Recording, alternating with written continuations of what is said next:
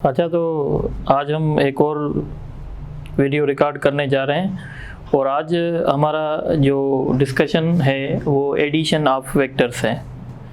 तो जो वेक्टर्स होते हैं हमारे पास, हम उसको दो तरीक़ों से ऐड कर सकते हैं।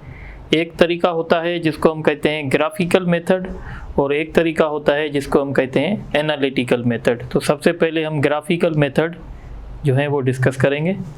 सो हम लिख लेते हैं यहाँ पे, there are two ways for addition of vectors। Vector को ऐड करने के दो तरीके हैं।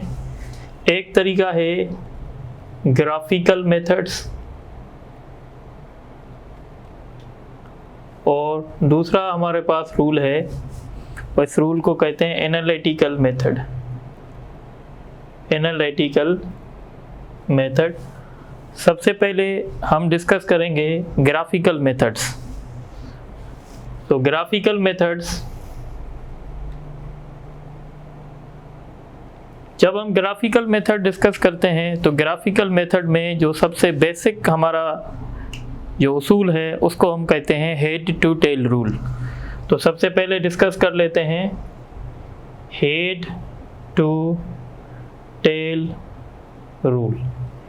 हेड टू टेल रूल क्या हमें बताता है? तो हम कहते हैं जब हमारे पास दो से ज़्यादा वेक्टर्स होते हैं, सपोज करें हमारे पास ये वेक्टर हैं ए बी सी, ये तीन वेक्टर हैं, ए, ये वेक्टर बी है, ये वेक्टर सी है, तीन वेक्टर्स हैं हमें और हमें इनको ऐड करना है। तो हम कैसे ऐड करेंगे? तो हम क्या करेंगे, सबसे पहले वेक्टर ए लिखेंगे और ये जो वेक्टर ए हमने लिखा है इसके, ये इसका टेल है, ये इसका हेड है, इसके हेड पे हम वेक्टर बी का टेल रखेंगे, यानी ये वेक्टर जो बी है इसका हम यहाँ पे टेल रखेंगे, तो ये वेक्टर बी हो गया। इसी तरीके से वेक्टर बी का जो हेड होगा वहाँ पे वेक्टर सी का हम जो है वो टेल रखेंगे, तो ये हमने इसका यहाँ पे ऐसे रख दिया, ये वेक्टर सी है।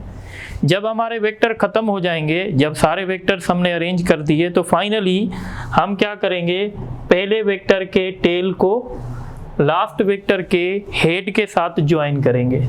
तो मैं इसको ग्रीन मार्कर से ड्रा कर रहा हूँ ताकि थोड़ा सा इफेक्ट क्रिएट हो। तो ये मैंने ऐसे ड्रा कर दिया।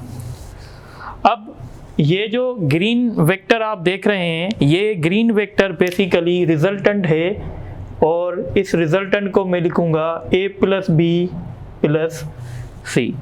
रिजल्टेंट जो होता है, अगर आप रिजल्टेंट ऑफ वेक्टर की डेफिनेशन नोट करना चाहते हैं तो हम कहते हैं कि रिजल्टेंट ऑफ वेक्टर जो होता है वो एक सिंगल वेक्टर होता है जो सारे वेक्टर्स का इफेक्ट दिखाता है। यानी अब हम इन तीनों वेक्टर को रिमूव करके हम इस वेक्टर r को शो कर सकते हैं। ये जो वेक्टर r है ये बेसिकली इन तीनों वेक्टर का कंबाइंड इफेक्ट दे रहा है। तो सबसे पहले हम हेड टू टेल रूल की डेफिनेशन लिखेंगे। तो हेड टू टेल रूल क्या है? तो हम कहेंगे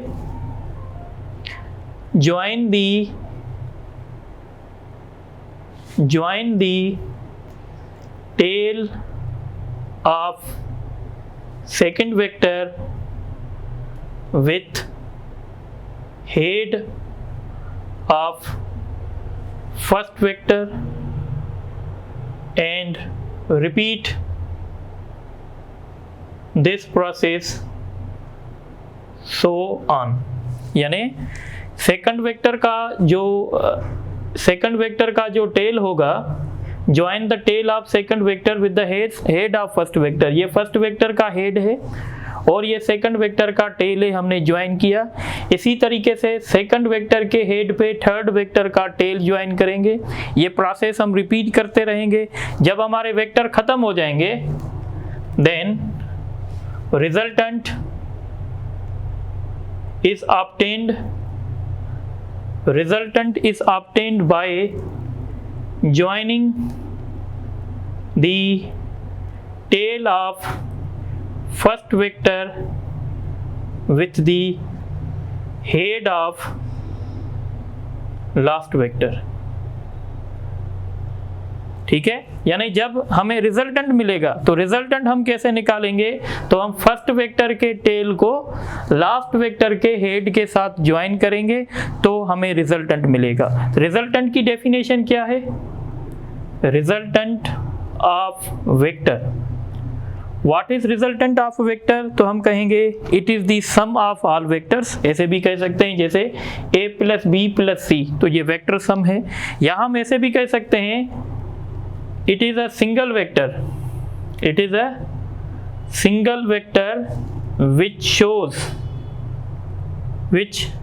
shows the effect of all vectors, effect of all vectors, यानी जो सारे वेक्टर्स का इफेक्ट देखा है। मसलन आप कह रहे हैं कि भाई ये एक बॉडी है, इस बॉडी पे बहुत सारे फोर्स लग रहे हैं, सपोज करें 10 न्यूटन ऐसे लग रहा है, 10 न्यूटन ऐसे लग रहा है, 5 न्यूटन ऐसे लग रहा है, 3 न्यूटन ऐसे लग रहा है। कोई स्टूडेंट ये कह रहा है कि नहीं भाई इस बॉडी पे 2 न्यूटन फोर्स ऐसे लग रहा है, तो हम कहेंगे दोनों स्टूडेंट जो हैं वो सही कह रहे हैं। अगर हम इनका रिजल्टेंट निकालेंगे तो ये वेक्टर आपस में कैंसिल हो जाएगा और 5 में से 3 माइनस हो जाएगा तो 2 हो जाएगा। तो ये जो वेक्टर है ये सिंगल वेक्टर है।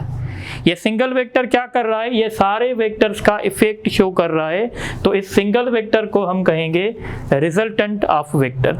याद रखिएगा हेड टू टेल रूल में रिजल्टेंट कैसे मिलेगा, तो resultant is obtained by joining the tail of first vector with the head of last vector।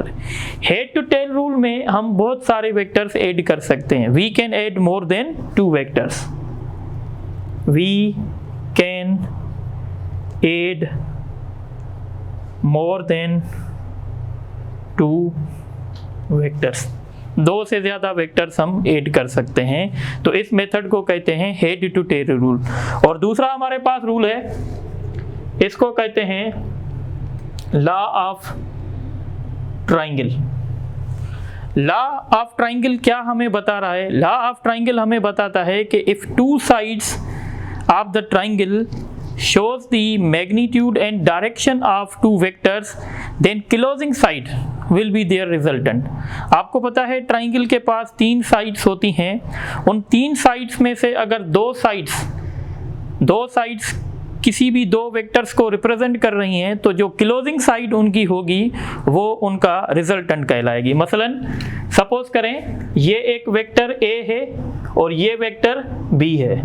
Basically ये जो ट्राइंगल लॉ है ये हमने हेड टू टेल रूल से लिया है, पर हेड टू टेल रूल में हम बहुत सारे वेक्टर्स ऐड कर सकते हैं, ट्राइंगल लॉ में हमेशा 2 वेक्टर ऐड कर सकते हैं।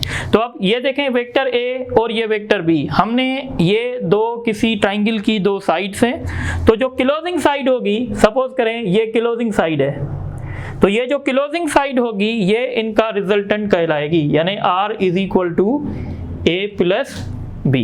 इसको हम कहते हैं लॉ ऑफ ट्राइंगल। तो लॉ ऑफ ट्राइंगल की अंग्रेजी में लिख लेता हूं, if 2 sides of a triangle, if 2 sides of a triangle shows the magnitude and direction of 2 vectors, then closing side means third side, closing side will be their resultant। ये इसका statement है। तो बेसिकली लॉ ऑफ ट्राइंगल भी head to tail rule से लिया गया है। अब एक बात आप समझें, ट्राइंगल लॉ बहुत इंपॉर्टेंट होता है, एंट्री टेस्ट में बहुत सारे क्वेश्चंस आते हैं ट्राइंगल्स लॉ पे। ट्राइंगल लॉ की एक प्रॉपर्टी आप सुन लें, वो प्रॉपर्टी ये है कि sum of all 3 sides, vector sum, याद रखिएगा, vector sum of all 3 sides of the triangle is always 0। यानी अगर हम ऐसे ट्राइंगल के पास ये 3 साइड्स हैं A, B और R, जब हम A plus B plus R करेंगे तो इनका जो रिजल्टेंट आएगा वो 0 आएगा।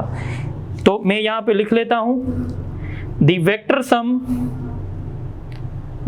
सम of all 3 sides of triangle is 0। यहाँ से कुछ इम्पॉर्टेंट MCQs भी बनेंगे, वो भी हम आपसे डिस्कस करेंगे। अब एक पॉइंट ये नोट करें, देखें पिछले लेक्चर में भी मैंने आप लोगों को बताया है कि अगर आपके पास इक्वल मैग्नीट्यूड के अगर आपके पास वेक्टर हैं तो इक्वल मैग्नीट्यूड के वेक्टर कम से कम आपके पास 2 होने चाहिए ताकि आपका रिजल्टेंट 0 हो जाए। इसी तरीके से अगर इक्वल मैग्नीट्यूड के वेक्टर नहीं है, अनइक्वल मैग्नीट्यूड के वेक्टर्स हैं, सपोज करें एक का मैग्नीट्यूड 8 है, एक का मैग्नीट्यूड 5 है, एक का मैग्नीट्यूड 3 है, ये अनइक्वल मैग्नीट्यूड है, तो कम से कम आपके पास 3 वेक्टर्स हों ताकि आपको रिजल्टेंट 0 मिल सके। याद रखिएगा, अगर एक वेक्टर का मैग्नीट्यूड 8 है, एक वेक्टर का मैग्नीट्यूड 5 है, ये कभी भी आपको 0 रिजल्टेंट नहीं दे सकता, क्योंकि ये अनइक्वल मैग्नीट्यूड है। अनइक्वल मैग्नीट्यूड के वेक्टर अगर 2 होंगे तो आपको रिजल्टेंट कभी भी 0 नहीं मिलेगा। अनइक्वल मैग्नीट्यूड के वेक्टर कम से कम आपके पास 3 होने चाहिए ताकि आपका रिजल्टेंट 0 हो सके। अब थोड़ी सी बात यहाँ पे देखें, सपोज करें मैं अगर कह रहा हूं आप लोगों को कि भाई एक वेक्टर 7 है, एक वेक्टर 3 है और दूसरा वेक्टर 12 है, ये 3 वेक्टर्स हैं जो कि अनइक्वल मैग्नीट्यूड के हैं। क्या ये 3 वेक्टर मुझे 0 रिजल्टेंट दे सकते हैं या नहीं दे सकते, तो हम ये डिस्कस करेंगे। देखें, ये 3 वेक्टर्स आपको रिजल्टेंट तब 0 दे सकते हैं जब ये ट्राइंगल बनाएंगे, और ट्राइंगल बनने के लिए कंडीशन क्या है, ट्राइंगल में हमेशा या तो तीनों साइड्स इक्वल हो सकती हैं या तो तीनों साइड डिफरेंट हो सकती हैं। अगर तीनों साइड सेम होंगी A, B, C तो भी आपका ट्राइंगल बनेगा। जब आपका ट्राइंगल बनेगा मतलब आपका रिजल्टेंट 0 आएगा। रिजल्टेंट में बी 0, मैं यहाँ पे लिख रहा हूँ R में भी 0, यानी रिजल्टेंट 0 हो सकता है। पर अगर आपके तीनों वेक्टर्स का मैग्नीट्यूड एक जैसा नहीं है तो फिर याद रखिएगा रिजल्टेंट आपको 0 तब मिल सकता है, यानी वो 3 फोर्सेस रिजल्टेंट 0 तब दे सकते हैं जब सपोज करते हैं हम कि A is greater than B और A is also greater than C, यानी A जो साइड है वो सबसे ज्यादा है मैग्नीट्यूड में। तो अब आपको 0 रिजल्टेंट तब मिल सकता है जब B प्लस C का सम करें, यानी दो छोटे जो यानी आपके पास वेक्टर्स हैं, 2 छोटे जो आपके पास मैग्नीट्यूड हैं, 2 छोटे जो ट्राइंगल की लेंथ हैं, उनका अगर आप सम करें तो वो सम जो है ग्रेटर देन आर इक्वल हो बड़ी साइड के, तभी आपका ट्राइंगल मिलेगा। और जब ट्राइंगल मिलेगा तो इसका मतलब है आपका रिजल्टेंट जो है वो 0 हो सकता है। ये बातें अगर आपको समझ में नहीं आ रही तो कोई मसला नहीं है, अभी आपको समझ में आ जाएंगी। सपोज अगर मैं कहूँ ये एक ग्रुप है फोर्सेस का, क्या ये ग्रुप फोर्सेस का आपको 0 रिजल्टेंट दे सकता है? तो बिल्कुल ये 0 रिजल्टेंट दे सकता है, क्योंकि हमने कंडीशन पढ़ी है कि हमारा ट्राइंगल तब भी बन सकता है जब तीनों साइड्स इक्वल हो, यानी ये ग्रुप आपको रिजल्टेंट 0 दे सकता है। इसी तरीके से आप अगर ये देखें 5, 3 और 9, क्या ये ग्रुप आपको 0 रिजल्टेंट दे सकता है? तो अब हम इसको चेक करेंगे। इसमें सबसे बड़ी साइड कौन सी है? 9, यानी 9 हमारी A है, क्योंकि 9 5 से भी ग्रेटर है, 9 3 से भी ग्रेटर है। अब ट्राइंगल हमारा तब बनेगा जब सपोज अब आपको पता चल गया ये A है, ये B है, ये C है। अब B प्लस C का जो सम है वो किसके बराबर होना चाहिए? या तो A के बराबर होना चाहिए या तो A से ज्यादा होना चाहिए। पर अगर आप 5 प्लस 3 करेंगे तो आपका रिजल्ट 8 आएगा, और 8 जो है वो 9 से छोटा है, इसका मतलब है ट्राइंगल नहीं बन रहा, इसका मतलब है आपका रिजल्टेंट 0 नहीं हो सकता। देखें कितने काम की बात है। अब दूसरा मैं एग्जांपल देता हूं, सपोज करें एक और एग्जांपल लेते हैं कि भाई एक का मैग्नीट्यूड 12 है, दूसरे का मैग्नीट्यूड 5 है और तीसरे का मैग्नीट्यूड सपोज करें कि 8 है। क्या ये पेयर आपको 0 रिजल्टेंट दे सकता है? तो बिल्कुल दे सकता है। कैसे चेक करेंगे? इसमें से बड़ा वेक्टर कौन है? तो 12, यानी अभी 12 आपका A है और सपोज करें ये आपका B है, ये आपका C है। जब आप B प्लस C करेंगे यानी 5 प्लस 8 करेंगे तो आपका रिजल्ट 13 आएगा। और जैसे कि आपको पता है कि 13 12 से ग्रेटर है, यानी दो छोटे वेक्टर्स का जो सम है वो बड़े वेक्टर के मैग्नीट्यूड से ज़्यादा है। अगर ये है इसका मतलब है ट्राइंगल बनेगा। जब ट्राइंगल बनेगा तो इसका मतलब ये हुआ कि ये आपको रिजल्टेंट 0 दे सकता है। तो ये आप नोट करें, तो फिर हम आगे डिस्कस करते हैं।